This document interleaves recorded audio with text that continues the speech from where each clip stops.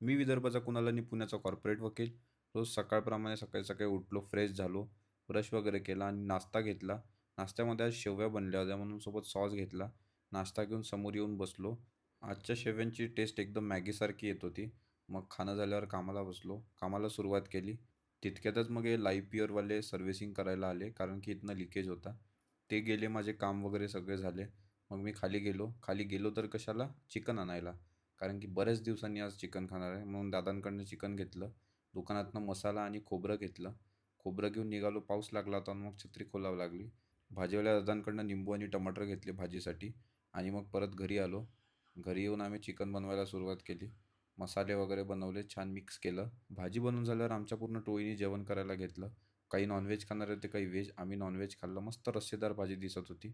भूक खूप लागली होती म्हणून मी जेवायला सुरुवात केली. वाह! खूप सुंदर भाजी झाली. तर आजसाठी बाय बाय. उद्या भेटूया.